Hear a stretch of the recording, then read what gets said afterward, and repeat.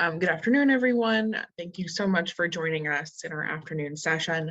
My name is Rowan Willis-Powell, and I am the Transitional Age Youth Project Manager here at Honor of Maryland. For many folks in our community, our first experience of a behavioral health challenge or crisis resulted in a diagnosis. That label might have been a relief, a scar, or a fundamental shift in our identity. We may have taken those labels at face value, or we may have wondered where they came from, who created them, and what they could mean for our future. Our next presenter, Sarah Fay, took her own frustration and curiosity about the label she was given and embarked on a journey of researching the guidebook for behavioral health diagnoses, the Diagnostic and Statistical Manual of Mental Disorders, commonly known as the DSM. Her journalistic memoir, Pathological, The True Story of Six Misdiagnoses, was published earlier this year and has received high praise from Apple Books, Salon, and the New York Times. Sarah has a long career as an award-winning author and is on the faculty at DePaul University and Northwestern University. We heard about Sarah's work quite literally. One of our team members overheard part of an interview with her on NPR and decided to take the chance to write her an email about our conference. We are so glad that she said yes, and has been a powerful reminder to all of us about how speaking up, reaching out, and sharing your story can create connections you never thought you'd be able to make. Sarah's devotion to changing the conversation around mental health led her to create the campaign Pathological, the Movement, a public awareness campaign devoted to giving patients agency in their own mental health treatment. We are so delighted to welcome her onto our conference stage to talk about diagnoses, identity, stigma, and the DSM. Sarah, thank you so much for being here with us today. Unmute myself before I do that. Great, can you hear me? Perfect. Thank you so much for having me. I am beyond honored to be here. Katie, thank you so much for getting in touch with me and reaching out. And Rowan, thank you for that introduction. I am just beyond impressed with Honor of Maryland. And the more I've learned about it, and I'm so grateful to be a part of this really impressive organization that's at the forefront of what is the future of mental health, which is peer support. I mean, there's no question. And I didn't have it when I was going through this, and I wish I had. So again, you've been doing it for 30 years, and the idea that you've been doing it that long is just amazing. So thank you again, and thank you all for being here. Great, I'm just gonna share my screen. Perfect. All right. So what I'm going to be talking about today, as Rowan said, is, let me see if this is the wrong way. Hang on, sorry, a little technical. Okay, great. What I'm going to be talking about today really is in my book, but it's also what's come about as a result of my book and me thinking so much more about self-stigma and what that is and my experience with it. So this is called What 25 Years of Living with Mental Illness Taught Me About Self-Stigma and How to Eradicate It. Oh, hang on. Great, we may have to do it this way. One thing I want to start with is to clarify terms. So we all tend to prefer different terms for what we've been through or what our loved ones have gone through, and I totally respect everyone's preferences. For me, what's come to make sense for me, and this presentation and what we talk about today will explain that, the term mental illness, which is normally thought of as being pejorative, I don't find pejorative at all. I feel very aligned with those who've come before me for centuries, and some of whom have been mistreated, some of whom have found, respite. But that mental illness is a term that did start to have negative connotations, but it's one that I hope we can claim again, reclaim and take back and own for our own. And so what I see is that there's something called mental illness, and it is an umbrella. And under that umbrella are all of the diagnoses, or as you see over here, diagnostic codes that are used to try to make sense of mental illness. So I'll be using the term mental illness, and by that, I don't necessarily mean DSM diagnoses, and we can talk more about that. So I'm a professor. We're going to start with a quiz, of course. So you can write this down if you happen to have a piece of paper and a pencil, or you can just do it in your heads. They're true, false questions, pretty straightforward. All right, so number one, psychiatric diagnoses are meant for patients to use to make sense of their mental and emotional lives. So again, by psychiatric diagnoses, I mean DSM diagnoses like major depressive disorder, generalized anxiety disorder, bipolar disorder are meant for patients to use to make sense of their mental and emotional lives. True or false? Number two, any licensed clinician or mental health professional is qualified to give a psychiatric diagnosis. True or false? Number three, mental disorders are caused by a chemical imbalance. True or false? Number four, it's not possible to fully recover from most psychiatric diagnoses. True or false? Number five, self-stigma for those with mental health diagnoses comes primarily from the way they're treated and thought of by others. True or false? All right, so collect your answers. The answer to all of them is false.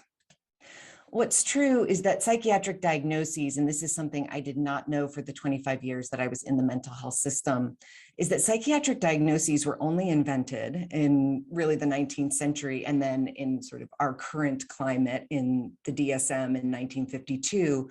They were meant for doctors to communicate with each other about patients, not for patients to necessarily take on as an identity or necessarily even view themselves through. Number two, psychiatrists are medical doctors who have the most training in psychiatric diagnosis. We could argue that certainly psychologists have a great deal of training, and there are certainly therapists and other mental health professionals who probably might have more expertise than some psychiatrists. But what I wanted to talk about with that is 5 of my 6 diagnoses came from my GPs during annual visits that lasted 15 minutes. And the diagnoses I received were delivered with such certainty. They were declared. And here I am in a doctor's office. He's wearing a white coat with a stethoscope around his neck. They've just taken blood. How would I ever have thought to question the diagnoses that I'd received, or thought maybe they were something that could be discussed or maybe looked at in different ways? So really that's meant to talk about the fact that the majority of general practitioners or family doctors and pediatricians have about 32 hours of psychiatric training total. Most of that is with inpatients with the most severe cases. So certainly not the majority of the patients that they're going to be seeing in their practice. So just looking at that. Number 3, the chemical imbalance theory has been proven to be scientifically meaningless. What's astounding is that I absolutely believed it 100% until I started writing Pathological a few years ago. And about 80% of the American public believes that there is such a thing as a chemical imbalance and that most mental health diagnoses are the result of that. Number 4, it is possible to fully recover from most psychiatric diagnoses. And by that, I also mean mental illness. I had a mental illness, there is no question. I struggled for 25 years, got to the point where I couldn't live independently for 5 years. When I was in my 40s, I lived with my mother and was suicidal and in crisis for pretty much 4 of those 5 years.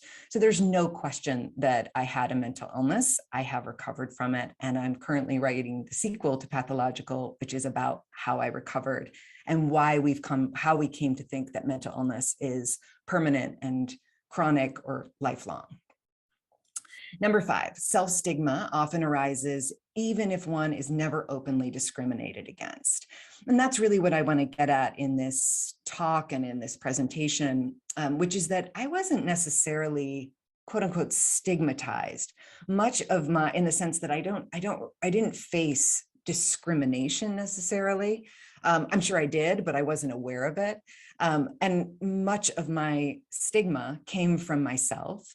And all of it came from over-identifying with the negative aspects of the diagnoses that I received. I became them. Great. So 46% of American adults and 20% of children and adolescents will receive a psychiatric diagnosis in their lifetimes. This is why knowing the 5 points that we just went over, or even knowing the basics of what a psychiatric diagnosis is, what a DSM diagnosis is, what the DSM is so imperative for patients and for their families. This isn't something that a small percentage of people are going to be facing. If we add in percentages of, the families of these American adults, children, and adolescents, we're pretty much touching everyone, or we'd be hard pressed to find someone who isn't touched by this. So this is me in 8th grade. I wish I had been an expert on mental health diagnoses at that time. I was not. At this point, I had just been told that I was anorexic. I was an anorexic. I didn't have anorexia. I was an anorexic. I had been on a 8th grade class trip, and for months I had not been eating. And then I went on a 8th grade class trip and didn't eat for 4 days, and then suddenly couldn't hold down food or water. And my parents rightly took me to the emergency room. I ended up then seeing my pediatrician. He put me on the scale, weighed me, and said, she is an anorexic. She has anorexia nervosa. Words I'd never heard before.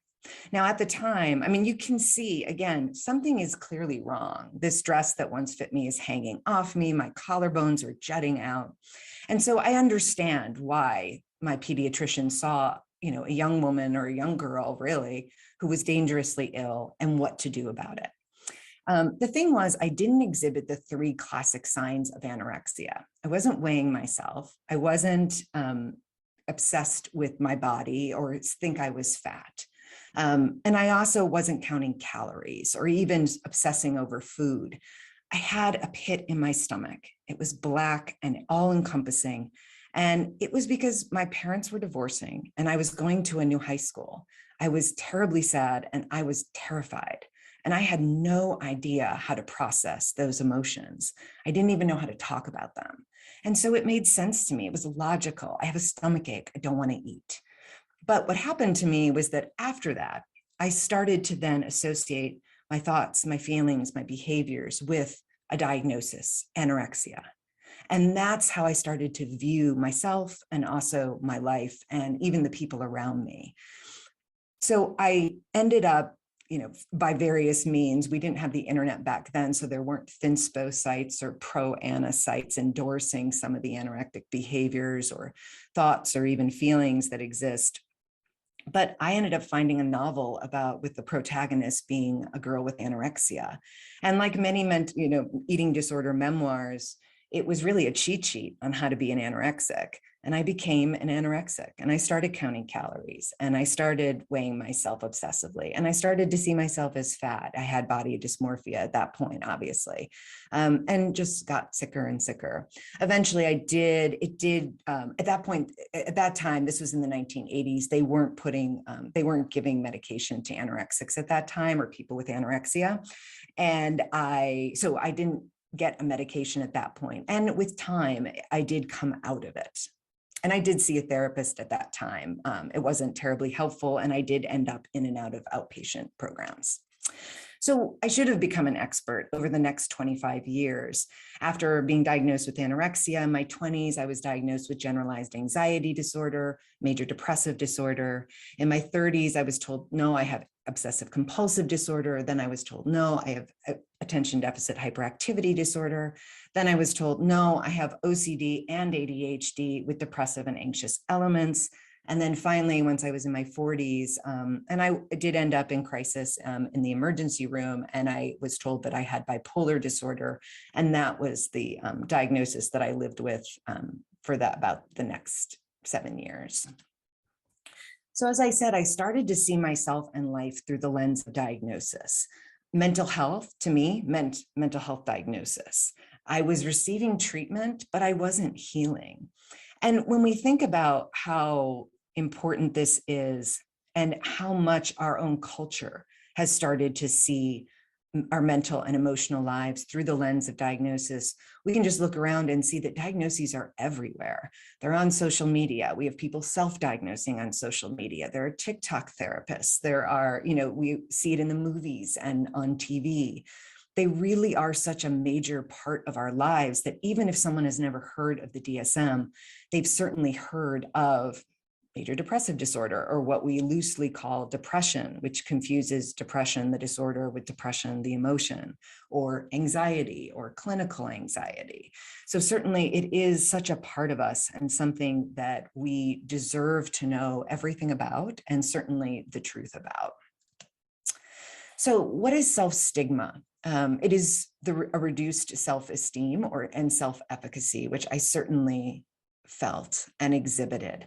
By the time I was told that I had bipolar disorder, I believed that I would die early, likely by suicide. The rest of my life would be spent cycling in and out of manic and depressive episodes. I would never hold a full-time job, and I would never be in a long-term relationship. These were things that I was either told or discerned from the internet, which is, if I could tell my younger self one thing, it's beware the internet. But what happened again is, with a diagnosis comes an awareness of a stereotype. There is a type of person who has bipolar disorder. There's a type of person who has schizophrenia. And then we have to agree with it. We have to see ourselves in it and then apply it to ourselves. And that was something I did. I really lived into being bipolar. Never did I have bipolar disorder. I was bipolar. So with self-stigma, there are exceptions, and I want to be very clear. So what I'm talking about is over-identifying with the negative stereotypes associated with diagnoses and applying them to myself under the guise of treatment. So in some ways it was very, I don't want to say sinister, but it was deceptive. I thought I was embracing what was wrong with me. I didn't know that self-stigma, actually thinking about the biological causes, or believing that mental health diagnoses are biologically caused, has been shown in studies to actually increase stigma and self-stigma. There's a sense of hopelessness about the future, a sense that we'll never get better. So again, I thought I was just getting to know my diagnoses. I thought I was being a good student. I thought I was doing my due diligence, but there's a really big exception. And again, this is a huge generalization, but I think autism is an example of a diagnosis that for some is really empowering. And that diagnosis, I mean, I'm so impressed with the autism community that they really, they support each other. They rally around each other around their diagnosis. They get funding for their diagnosis. They get services for their diagnosis. They have power over the authors of the DSM and in psychiatry, certainly more than others do. And so I want to be sure also to mention, I have many friends who felt great relief after receiving a diagnosis and still find great relief in it. And some of the things that we're going to talk about with DSM diagnoses being scientifically invalid and largely unreliable can be very unsettling. It was for me. It was like someone had pulled the earth out from under me. After all, I was a diagnosis. How was I supposed to live without one, or knowing that there were flaws in them? So again, I just want to qualify that.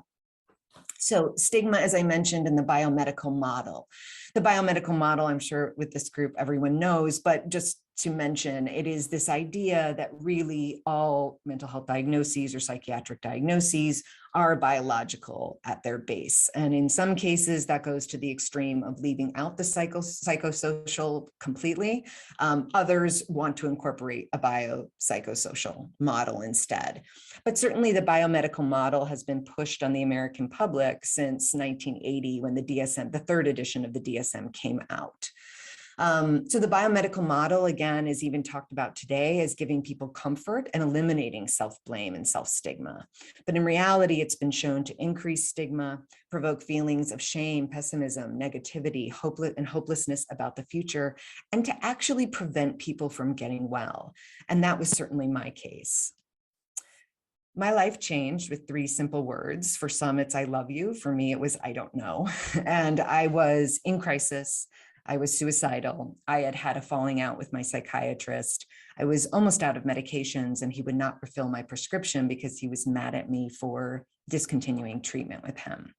And my sister, who, and I have to mention this, that my family was amazing. I pushed them away. I isolated, I distanced myself from them, and they didn't necessarily interfere, but they were always there for me, and they didn't give up on me. And at that time, my sister swept in, found a psychiatrist. I went to see him, and I walked in. He was not a flashy guy, but very buoyant and very kind of all-knowing, and I know what's going on. And so I sat across from him, and we had the 30-minute consultation during which I pretty much talked about diagnoses. And at the end, I waited for him to either proclaim a new diagnosis or to reify that, yes, I was bipolar. And he looked at me and he said, "I don't know what you have." And the whole world looked different. And it looked crisper and sharper, harsher, but I thought, no one knows what I have. This has been going on for 25 years. And I have been taking these diagnoses and I don't even know what they are. So as Rowan said, I'm a journalist and I'm a writer. And so I took it, and I have a doctorate. So research, I geek out on it. And so research became my lifeline. It was what pulled me out of suicidality. And it became a mission of mine to learn everything I could about mental health diagnoses. And that's what I did. And what I learned was very disheartening and very difficult to process and to get a hold of what it meant for me, what it meant for my treatment, what it meant for my future. But I learned about the Diagnostic and Statistical Manual of Mental Disorders, a book I had never heard of. And the DSM, again, this group probably knows, but it's just a book. And what I didn't know is I thought as a medical manual, I kind of pictured people in lab coats and microscopes and brain imaging scans, and that was what went into the information that was in the DSM about the psychiatric diagnoses that we received. And what I learned is that, no, actually, since 1952, it has been members of the American Psychiatric Association essentially sitting around a table and basing psychiatric diagnoses on their opinions and theories. And one good example of this is Robert Spitzer, who is just such a prominent figure in psychiatry, who really wanted psychiatry to be considered a respected field of medicine, which it wasn't at the time. And again, I think he had good intentions, he pushed the biomedical model, but he was asked, why do you need 5 of 9 symptoms to receive a diagnosis of major depressive disorder? And he said, it was just consensus. We went around the table, 4 seemed like too few and 6 seemed like too many. And that's the criteria we still use today. What I learned is that mental health diagnoses or diagnoses that come from the DSM are scientifically invalid. What that means is, obviously, even though I was in this GP's office and someone had taken blood, they couldn't actually show me on a blood test or a scan or an X-ray that I had ADHD or I had bipolar disorder. I learned about unreliability, that DSM diagnoses are largely unreliable, meaning if I were to see 2 therapists or 2 psychiatrists at the same time report the same symptoms and the same experiences, they couldn't agree on a diagnosis based on the criteria in the DSM. And that there really is no conclusive evidence right now that a mental health diagnosis or any of the diagnoses in the DSM are caused by biology or a chemical imbalance, or that they're chronic or lifelong. And again, I want to qualify, I don't doubt that we will find biological factors or even causes for mental illness. I mean, that seems clear, but we'll never find them for the diagnoses in the DSM, because the diagnoses in the DSM are constructed. They're just invented. So we can't find that really scientifically. What I learned is that I have a mental and an emotional life. Separating myself from my diagnosis counterintuitively forced me to actually examine my thoughts, feelings, and behaviors outside of the diagnosis. So suddenly I had to look at, okay, what are feelings? What are emotions? I didn't even know what they were. I didn't know that they were vibrations in your body. If someone had asked me how I'm feeling, I probably could have hit on happy and sad and maybe angry, and that was about it. I didn't know the nuances. And I had been in and out of partial hospitalization programs and outpatient treatment programs, and I had gotten the emotion wheel. I had done all that. And I had done CBT and DBT and ACT. I had meditated. I took Chinese herbs. I did everything I could before I even took my first psychotropic drug. But still, my thoughts, feelings, and behaviors were very foreign to me. And I would attribute everything to, that's my bipolar, that's my depression, that's whatever it might have been at the time. And what I started to learn was how to process emotions, how to feel them, how uncomfortable they are, how to notice racing thoughts and really disturbing thoughts and allow for them. And then to see undesirable behaviors and to accept myself for them and perhaps try to correct them. So what is, where are we left at this point? Given the flaws in the DSM, and this is just my experience, this is just my feeling and where I'm left with, and what I want to provide other people with the possibility for, is that it's up to us to navigate diagnoses ourselves and really look at, okay, what is this diagnosis I'm being given? Does this feel right? Is this hitting right? And then to have those conversations with our mental health professionals and with our psychiatrists and perhaps our GPs about the DSM and about the flaws in the diagnoses. And how is this diagnosis going to get me the treatment that you think I need? And then what's the future from there? So this is all to say to navigate diagnoses in ways that empower and don't limit us. So the solution that I found is that there are two steps to healing. One is to get help, and the second is that a diagnosis is just a designation used by clinicians to get us the right treatments. And if that serves us, that diagnosis and its criteria, beautiful. And if it doesn't really deserve our over-identification. It's not something that we should be using against ourselves and creating self-stigma. It just doesn't have that much grounding and concreteness. So I was trying to think about how does this fit with On Our Own Maryland's vision. And I love the terms, I'm completely pilfered this from your website, but to advocate for access to competent, respectful, and effective recovery-based treatment, services, and supports. To do that, I feel like we need to give patients and families all of the information about the diagnoses we're given. And Katie actually heard me on NPR, and I was really honored to appear with Paul Applebaum, who's chair of the DSM-5 TR steering committee, and Thomas Insel, who was former head of the National Institute for Mental Health.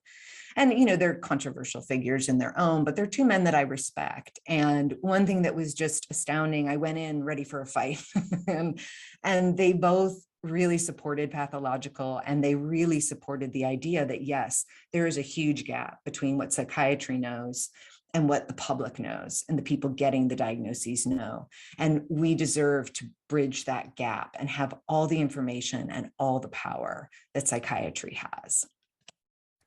I think we can also ask how treating diagnoses as the answer and the explanation allows us to avoid acknowledging how social and economic injustice contributes to mental and emotional distress and suffering.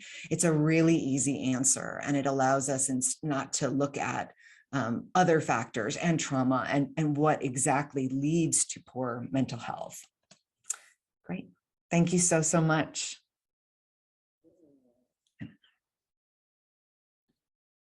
Great. Thank you so much, Sarah. That was absolutely amazing. And I'm sure if you see in the chat, you're getting a ton of validation and also just interest. I think for a lot of the folks here, this is the first time that we've kind of had a speaker really validate this. So thank you. Yes. So now we're going to go into the interview section. Great. And I'm really excited to do this with you. So to start, and I'll say for the folks listening, we're going to kind of break these up into different topics and themes. So you might notice some similarity in the questions. So to start, Sarah, in your book, you do an amazing job of documenting this change of how behavioral health diagnoses can impact someone both positively and negatively. While writing the book, how did it feel to see a shift in the way that you think and feel about yourself, from being what others have told you to be true about yourself to what you know to be true about yourself?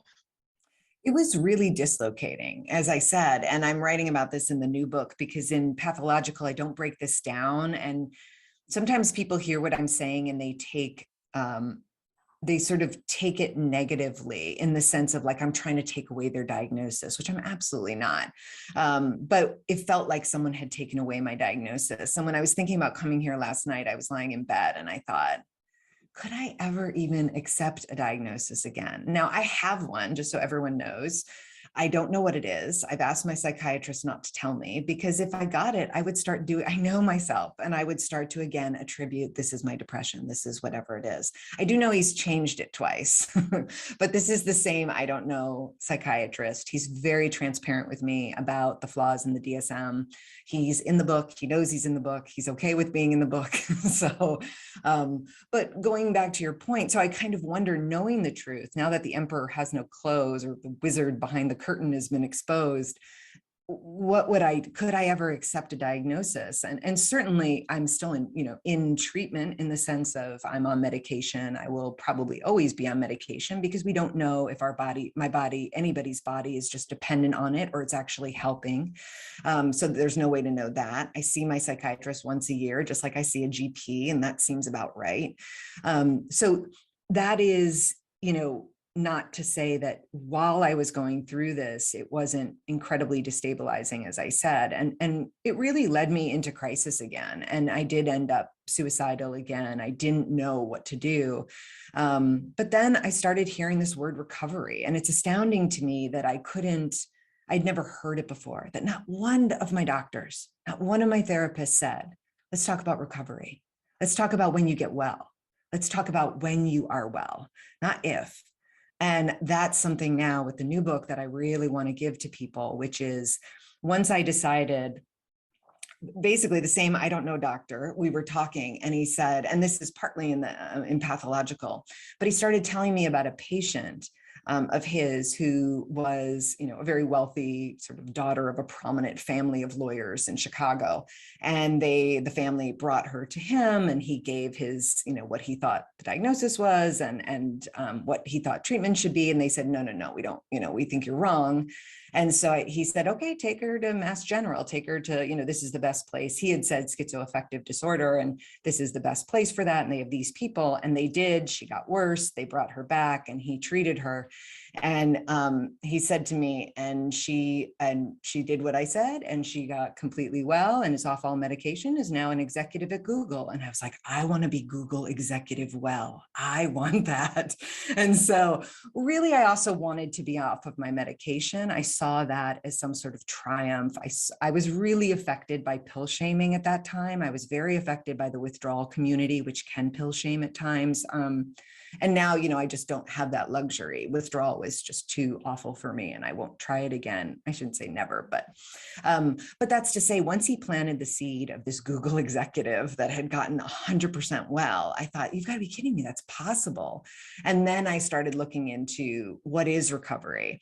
And I was actually just writing this part of the book this morning, and the passage from the US Surgeon General's report on what constitutes mental health recovery is absurd. I mean, it is literally like perfect human with spiritual, emotional perfection. I mean, it is just so impossible. And so what I had to do was really look at, okay, I'm living without a diagnosis. I'm going to go without that because it didn't work for me. And what am I going to call mental health? What's going to be the bar for me? When am I going to know I hit it? And so that's the process I talk about in the new book. That's a great answer. And it's so interesting. I think having been immersed in this career and field for so long, the concept of recovery is just like embedded in my brain and in the way that we function as an organization. So it's always astonishing me to kind of take a step back into the world of folks who don't live and breathe this and hear that recovery isn't something that comes up in conversation. So thank you for kind of highlighting that and bringing that in. I think it's important to remember that. So one of the other subjects that you touch on is the interplay between assessments for mental illness and self-insight.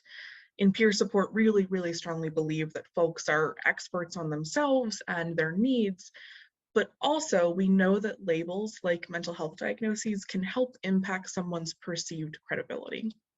So how do you see the connections between those two concepts? I love this question, and I've thought so much about it and just what that means. And again, that's why I think that diagnoses are best as not just placeholders, which they've been called and recommended that people see them as placeholders, but they can be guides, right? I mean, they are, and I do say this a lot, and I say it in my new book a lot. Mental health diagnoses are useful because we use them. I mean, that's just like, regardless, we could get into the argument of how valid or how unreliable or this or that. And that's what psychiatry is doing, is really fighting with each other.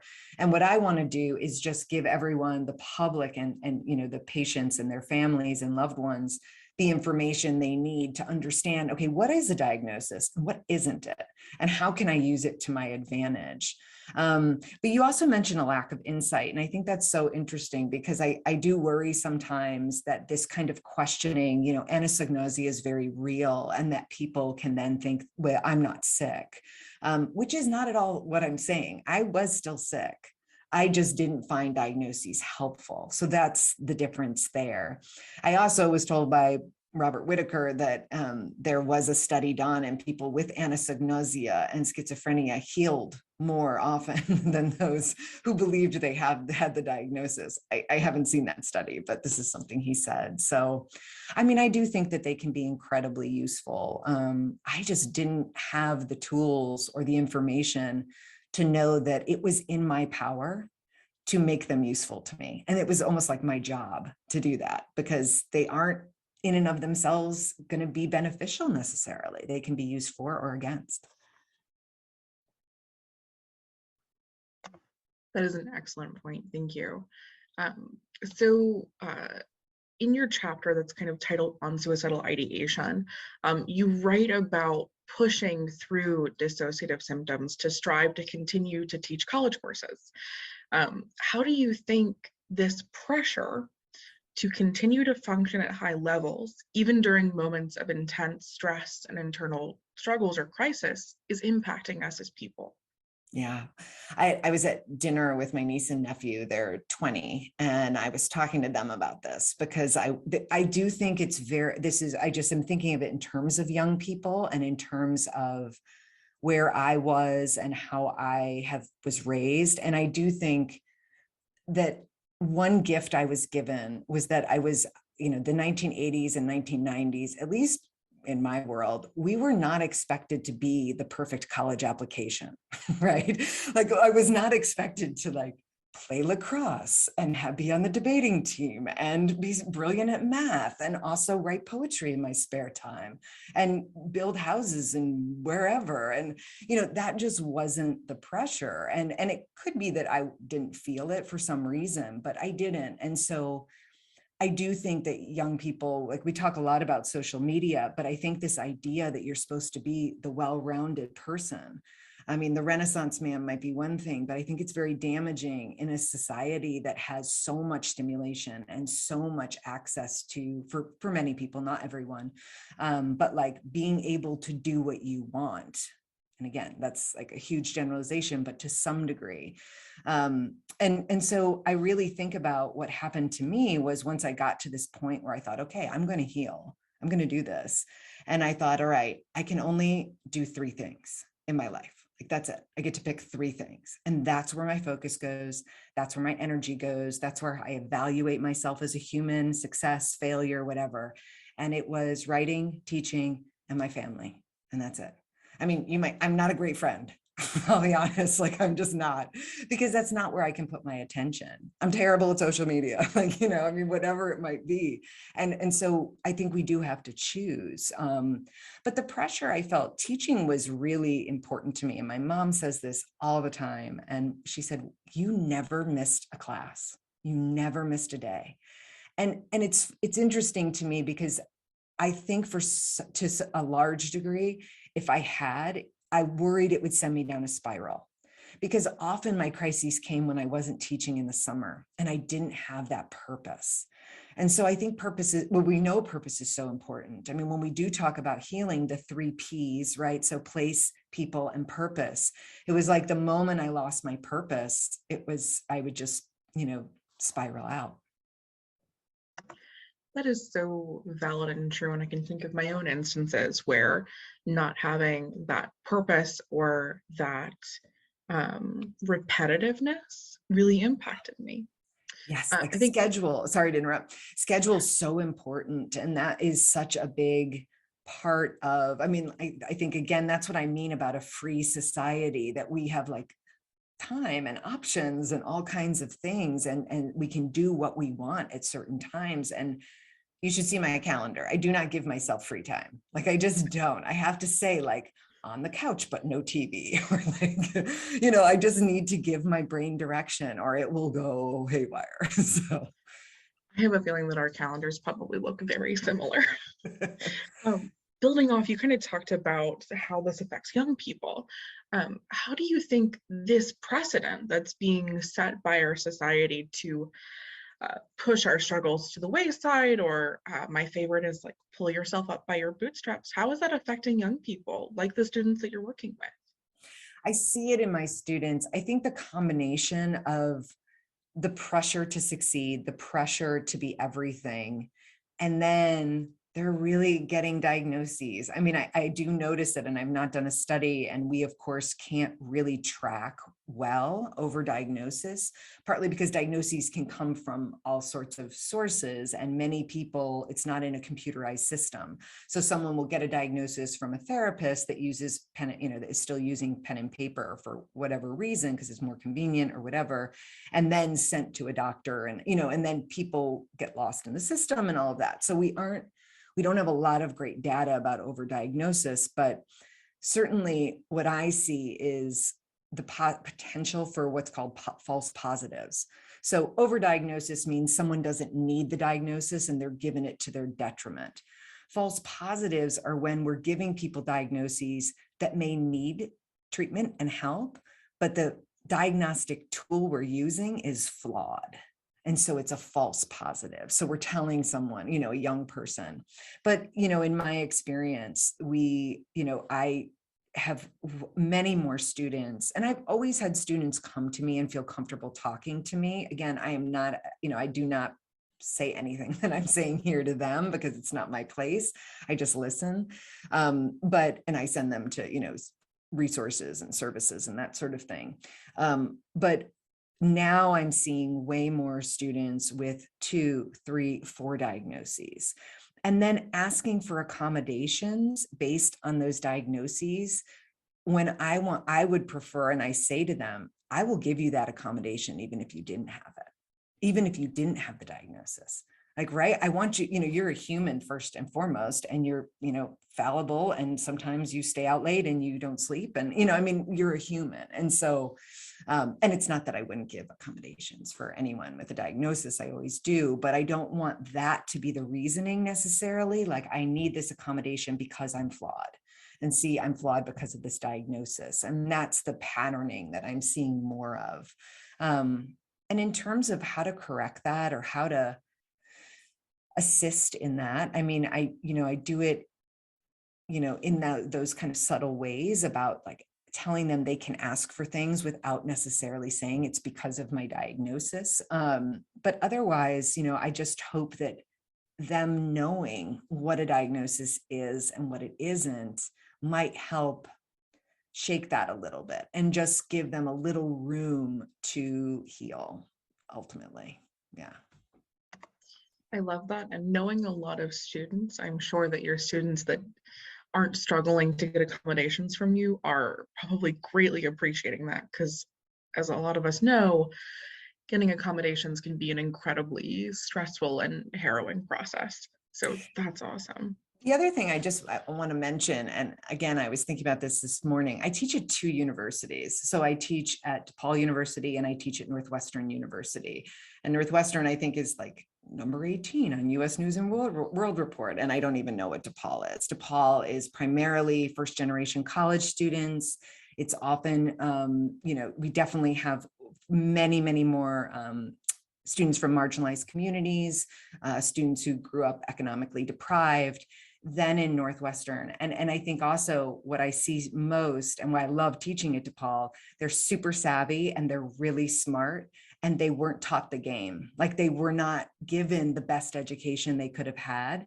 And you know, life in some ways, and certainly getting a college degree is a game. Like they don't know how to play it. Like I always say to them, don't say that, like say this, you know, or whatever when you're talking to a professor. But it is really interesting to me how, again, this is just my experience, but I find far more students who've struggled socially, economically to be having diagnoses than those who perhaps didn't. And that's not to say that students who go to Northwestern don't come from economically deprived backgrounds or were socially ostracized, but it's just a different population. So yeah.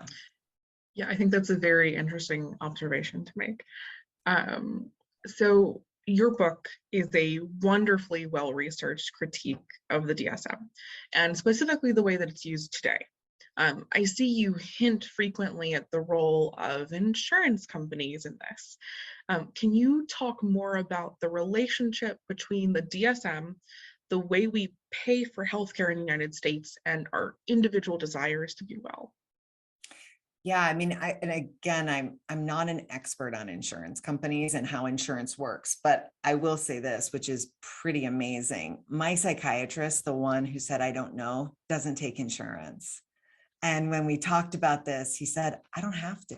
I don't have to prove anything to anybody. You know, I didn't have to like give you a diagnosis to get paid. And I thought that was so fascinating. I mean, I just thought, wow, that gave you so much freedom to see me and say, hold on, I'm not sure, right? I don't know yet.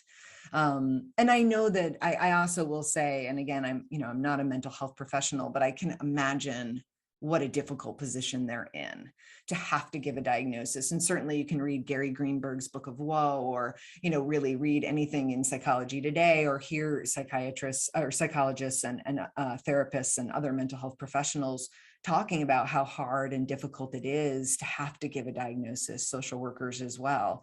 So I think they're in a very difficult position and an impossible position. And also one thing I do know is that for the most part, from what I understand, insurance companies are more likely to pay for a more severe, quote unquote, diagnosis. So you're kind of weighted to get a more severe diagnosis, which is really can be very confusing for the patient, the person on the patient side, or we call them a client or a patient, or as pharma does a consumer. I don't know. They're people. But yeah.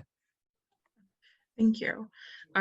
So when we look at the history of peer support, we have to look back at the movement that rose in visibility in the 70s and the 80s. We talked a lot about this morning, actually, with folks with lived experience rejecting the medical model and the labels that came with it, and practicing peer support as an alternative to clinician-provided support. Now we use that word peer to talk about folks with lived experience, the peer movement, and folks that are using their lived experience to work or make a career. Do you see yourself as a part of this peer community? Definitely. I mean, I take so much pride in having had a mental illness. And, even when I was kind of recovering and it felt I had a mental illness, I take great pride in that. I think people with mental illness, I know we are some of the strongest people alive and on the earth. And it's, people look at us and think weak, but to be in that struggle, anyone who's been in that struggle knows you have to be strong to be there. It's just deceptive. It seems weak to have ended up there. No, we're the ones who are handling it, basically. And that's not to say anyone who doesn't, quote unquote, handle it, whatever that means, is weak at all. Because it's a I don't want to call it a battle, but it's certainly a struggle and difficult. But yes, I definitely see myself as that. I've always thought, even when my students just come to me and I listen, I feel like that is a kind of peer support, even though I am a professor and I couldn't pretend not to have, some power over them to some degree. But with the book, especially, I feel like that is an act of peer support. And what I love about peer support is that again, that power dynamic isn't there as much. And so we can have the kind of conversations that I'm calling for in Pathological, the memoir, and then also the movement, which is, wait, what is this diagnosis? Where did it come from? What do I need to know about it? Is it accurate? What advice do you have? And you could speak to different peers and get different opinions. I mean, the one thing I didn't know, which I can't believe, is no one ever told me to get a second opinion, ever. like what? So I just took the first opinion I got. And what peer support, I think, lends to too, is like, this is a conversation. We're going to have a lot, we're going to have people weigh in on this. And it's something I really wish I'd had. Yeah, I think we hear that a lot, that peer support is incredibly useful and helpful. And I hear that so commonly. I wish I had access to this while I was struggling or in crisis. Absolutely. So building off of that, how do you see this history of the rejection of the medical model, knowing what you know about the history of the DSM? Well, I think what I go back to is, in the 19th century, when we started to really rely on diagnoses, and this is a history I didn't know, it was in what were referred to as insane asylums, so psychiatric facilities at that time. So it was really inpatients that were being diagnosed. And again, it was just for doctors to communicate with each other. And I loved that. And through the 1970s, that was the case. Often patients didn't even know their diagnoses. So I kind of joke that I'm living in the 19th century. So if anyone wants to visit, let me know. But there is something there. But at the same time, doctors need it. Clinicians need something to use as a gauge. But in terms of the biomedical model, I found it fascinating that it actually can increase stigma and self-stigma. And that was what I felt, which was, wait, this is in me, this is inside of me, then there's no hope. Then there's no way to eradicate it. But even if we just bring in, okay, maybe I'm predisposed, it's possible, we have no idea. My life experiences led to this, which means I can create life experiences out of this. And so that is something that the biomedical model really lacks, which is, and again, I just see, I mean, certainly I've gotten to know Tom Insel a little bit, and he's, an amazing man. I don't know if people have read Healing. He repeats a lot of what many people in the recovery community have been saying, but this is a man who devoted $20 billion to research to prove that DSM diagnoses were biological, and almost nothing to recovery and treatment. And he's now come out and said, I'm sorry, I made a mistake.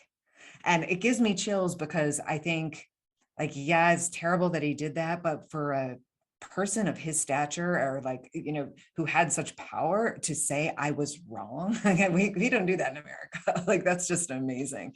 And so he's written a book about where he thinks we can go from here, and especially helping people with serious mental illness, with SMIs.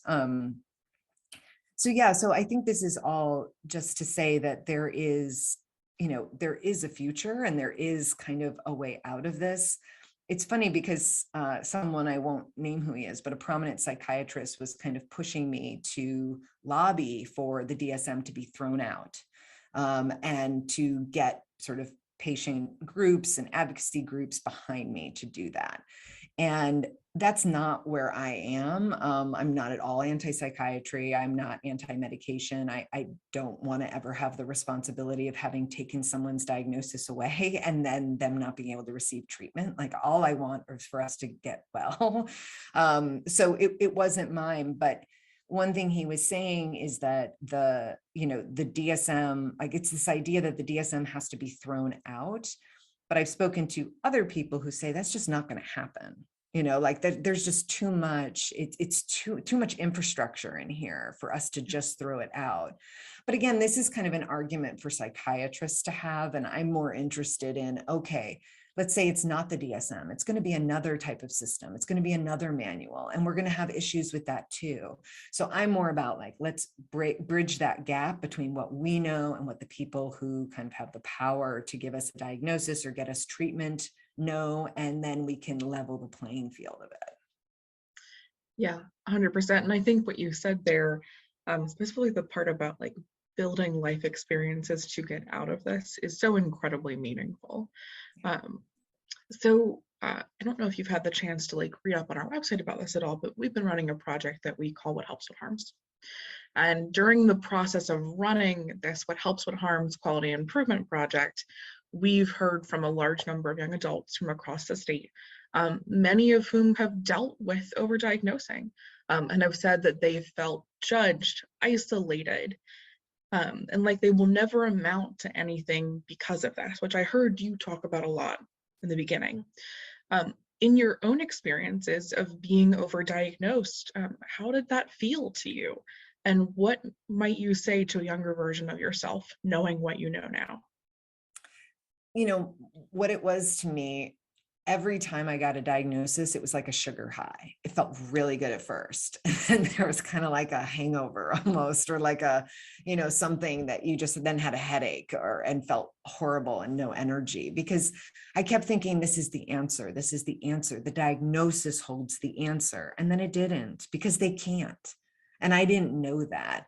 So I think if I had had my younger self, if I could speak to my younger self, I would say, like, the diagnosis is there, and it's it's to be used as much as it benefits, and your care, mental health care professionals or anyone that you're seeing for peer support or whatever it might be, to use that if it's useful. But really, that's not going to give you healing, and it's not the answer necessarily. It's a part of the answer maybe, but it's not the answer. And so if I had looked beyond it, and, many people, I had someone, actually a student of mine, read Pathological, and she's now in graduate school for social work. And she said, the whole book, I just kept saying, if only she had CBT and DBT and ACT and other, tools. And then she said, and then I got to the part where you already had them. She said, I was so disappointed. So some people do find, a lot of help in other treatments and a lot of relief there, and even healing. For me, though, because those books also spoke in terms of diagnoses, I kind of missed the point. And instead, I just thought, oh, wow, these diagnoses are real. Like, these are really, and everybody's saying this. Like, no one was questioning the diagnoses in the books that I read, and the sort of skill sessions that I went to in outpatient programs and partial hospitalization programs. I think that's a really great point. So thank you for kind of talking about that. So to kind of end out our interview section before we go into questions, I wanted to ask you one final question. So we at the Transitional Age Youth Project and Honoring Maryland as a whole really know the importance of telling one's story. I've seen the impact that it can have on a young person who for the first time feels seen and feels as if the pain that they've experienced can be seen, validated, and utilized for a purpose of advocacy. And that's really impactful. It can be empowering and life-changing. With writing this book, you've been using your own story for advocacy. How has it impacted your personal wellness? It's interesting because writing it didn't really do that. It was very stressful. I mean, this sort of idea of writing as healing, I think, is valid. It's not been my way of writing because writing's my job, so I kind of show up and I write. I wouldn't say stressful might be the wrong word, but it was definitely intense writing it.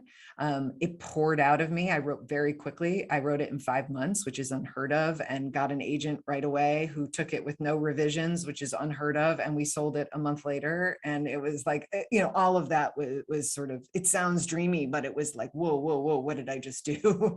And I was someone who never told anyone about my diagnoses. So I hid them. I was very, very much ashamed of them. And so it was like all of a sudden showing up to a faculty party naked, or like going to dinner, a restaurant or something. But what's happened is publicizing it has been incredibly therapeutic. I've never felt stronger. I've never felt more supportive of everyone around me, whether they struggle with, mental illness or not, those who embrace their diagnoses, those who don't. I mean, I just feel very connected in a way that I haven't before. And I think that's what telling our stories does. And I hope we can start to look at diagnoses that way, which is right now there's this idea of, do you disclose your diagnosis? Well, what if we talked about, do you kind of tell your story of diagnosis?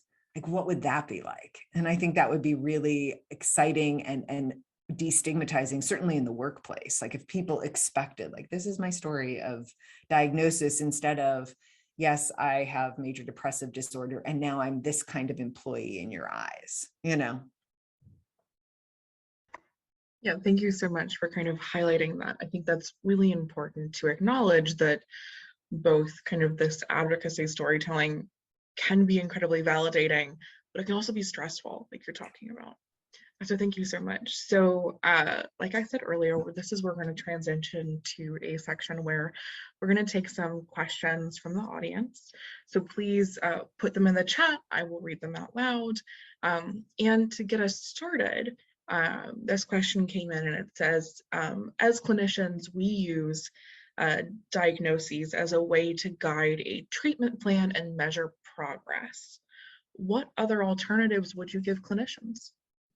You know, again, I so respect all clinicians, because again, I mean, first of all, you're on the front lines. Second of all, you're being asked to not only treat someone about the brain, which we know very little about, and there are 10 billion neurons that you have to deal with, but the mind, like, what is the mind? I mean, we don't even know. So again, I have so much like just respect for everyone in the mental health field. And of course, there are some bad apples, but I really do believe everyone means well and is so well intended. You know, so I don't feel like I can really speak to that because I don't know the experience of being a clinician. My one, you know, sort of goal in life right now is to have recovery a part of every conversation around mental health treatment, and that not just recovery, but fully recovered and healing. And it's actually behind me. And my next manic episode is not lying in wait. And, you know, my next depressive episode or whatever it might be, like, we can heal. That is a great answer. So if there are any other questions, please put them in the chat. I don't know if you've read the chat at all, Sarah, but there is a lot of validation and excitement for this conversation. Thank you so much. Yeah. Okay. So here's a question. So how do you feel white supremacy plays into diagnoses and the importance or lack of importance of diagnoses?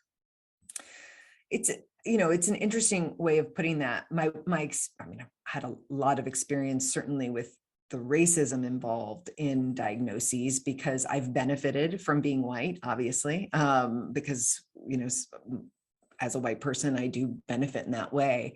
I've also felt, you know, that I was treated in a certain way because I'm a woman, just to kind of bring that in.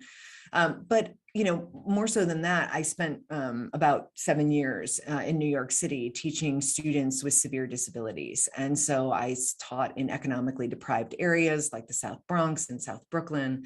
And the one thing that was so blatantly obvious was that children of color receive the diagnosis of ODD, oppositional defiant disorder, which has actually been described in a scientific journal or an academic peer-reviewed journal as a precursor for criminality. I'm not kidding. Read it myself. Whereas white children in Manhattan receive the diagnosis of ADHD. Far less stigmatizing, not necessarily a precursor for criminality. So that was one that I just really experienced firsthand. By the way, there was no reason I should have known their diagnoses, and I wouldn't. I think HIPAA was either sleeping or, you know, like I don't, you know, this was, you know, some 20 years ago about. So for some reason I was told their diagnoses, but certainly it plays a role. And I think racial trauma is really something that we need to look at, and even racial privilege, and what does it mean to receive a certain diagnosis and not another? It's just interesting to think about. And certainly Black men are disproportionately, you know, overdiagnosed with schizophrenia. I mean, all of this has been shown time and again. Yeah, Sarah, we work pretty closely with the Maryland Early Intervention Psychosis programs, and they've done a great job of kind of talking specifically about how young Black men will frequently get the misdiagnosis of schizophrenia or some type of psychosis diagnosis because their reality is different than ours. The cops are a legitimate threat to them, and so them making statements about, I'm afraid, this is a fear that I have, it's not psychosis, it's just a different concept of reality. And so they've done a great job of kind of doing training specifically on those topics, and I just wanted to mention that because I feel like you would really enjoy Yeah. it. Yeah. Yeah, so we've got another question. Can you provide a little more of a preview on the next book that you're working on? I'm writing it as fast as I can because I feel like I just desperately want it to get out there. And again, I'm not trying to, that Pathological was an amazing experience for me to write. And again, I'm a research geek, so I'm very proud of the research. There are over 500 citations. I didn't want anyone to think I was just throwing information at them. But I was angry when I wrote it. I mean, I felt like I had been robbed of 25 years of my life, was how I felt. And I don't feel that anymore. Again, I think that was self-stigma in there, because I wish I'd known everything I know now, but I have no idea if I would have done everything the same if I had known. It's possible. And now that I know that, but this book feels so triumphant. And my publicist at the time, I said to her, she's like, just bring in the lightness, bring in the lightness a little. And I remember when my mom read a chapter of Pathological, she was on suicide watch for 5 years. So I told her she didn't have to read it. She did eventually read it and said it wasn't that bad, meaning hard for her to read. But she said to me, it's just so dark. And I was like, well, it was dark when I went through. And this feels more triumphant. I will say that my cat is a very big major character in it. And part of that I think is so exciting because when we think about healing and being well and even being this like perfectly emotionally stable, spiritually enlightened person or whatever, recovery is defined as by the US Surgeon General. I mean, the most important kind of accomplishment that I've had, or one of them, I mean, certainly the book and the movement is huge, but for me to own a cat, I mean, you have no idea what it's like for someone who couldn't live independently to live independently and be taking care of this being who I love, who is so odd. I cannot even tell you what a weird cat he is. And he's like very distant and I still love him, And so it's just things like that is such a sign of healing to me. And that's someone else would be like, it's a cat, like we get cats 3 times a day, or whatever, like having a pet is not a big deal. And that we can feel like, oh, if I had a family or if I had children or if I were, married, then that would be a sign of some kind of mental health. But I'm really exploring like, what is mental health? But also the history and why we believe that mental health diagnoses are lifelong. And part of it is the biomedical model, a huge part of it, because obviously if they're biological, how can you outrun that? And then also just the idea that, for a long time, and before Freud, mental illness was only inpatient. I mean, that was, you were hospitalized or you weren't. You either had a mental illness and were hospitalized, or you didn't have a mental illness and you weren't, for the most part. I mean, that was really how we thought of it, and that they were lifelong. So yeah. And then also talking a lot about environment and how much place matters. And one thing I look to, even though, asylums in the 19th century were so damaging. There was a man named Thomas Kirkbride, and the Kirkbride plan was what it was called. And it was a layout for buildings for, psychiatric institutions. And they had wings that went out. They had, 14-foot ceilings and a library. And, like they were these facilities and gardens that the patients tended themselves, and a music room. And, this was before overcrowding. But this idea that is where healing took place, and that rates of recovery in the 19th century were actually much higher than they are today. And so how much does place have to do with that? And then we've got to reckon with the economic injustices and social injustices in our country. Yeah. And I'm glad that you kind of were having the chance to work on a book that, in your words, doesn't make you angry. I'm sure that must feel significantly better. It does. And I think we're all ready for the message that we can heal. I think we're really ready for it. I would agree with that. So we've got another question. If you could wave a magic wand, how would you like society to address people with emotional or behavioral problems? I'm not sure. Do they mean like a label? I'm not sure. I would say Well, that this is up to your interpretation. okay, well, in terms of a label, I think we all have to choose. I do like the idea of reclaiming the term mental illness for our own so that people who have them can use that term or had one can use it and own it in the way that some other pejorative terms have been reclaimed. I think that's a powerful move. But again, everyone has to do what they're comfortable with. I mean, if I could wave a magic wand, it would just, it would just be that people can recover. I don't mean to keep saying this over and over again, but really that is how we look at any mental illness: schizophrenia, schizoaffective disorder, the bipolar disorder, meaning I'm not putting that in quotes, but like the idea that these are the bad ones, and depression with suicidality, and psychosis. And I do believe we're going to eventually move to the point where we start to look at maybe, that psychosis and neurosis are two different things, I hope. And so that then we're looking at, so like neurosis being phobias and OCD and anxiety and depression. And then you've got psychosis where there's actually a break with reality. And how do we get services to those who need more? I hope that we get there. But it would be looking at people with mental health diagnoses or mental health conditions or whatever we want to call them, and just seeing like, you have the flu. How interesting. I mean, you don't then walk around for the rest of your life and say like, I have the flu. I had the flu. You won't believe it. I had the flu. The flu is me, or whatever it is. It's just, and again, I'm not trying to diminish how painful it is, because I went through that and I know how awful it is. But just to not attach that kind of terminal sense to it. The other metaphor I love is, and again, it's one that I'm using in my book, my new book, but that mental illness and certainly any kind of, psychosis or suicidality is like breaking a bone. And what I didn't know is that when a bone heals after a break, the point of the break is the strongest part. And I do feel that. I feel like I'm stronger for what I've been through. I don't recommend it for anyone, but I did, I am stronger. And I kind of take that, what I do in the book is I take that a little further, which is that sometimes bones don't heal right. And some people, healing is going to look different for everyone. And some people may have a limp or the equivalent of that. And some people may need to take, pain, medication for the rest of their life, but due to chronic pain. I mean, it doesn't mean it's going to be this simple answer. But I just love that idea that we're stronger for it. Sarah, I think that is a phenomenal point to end on.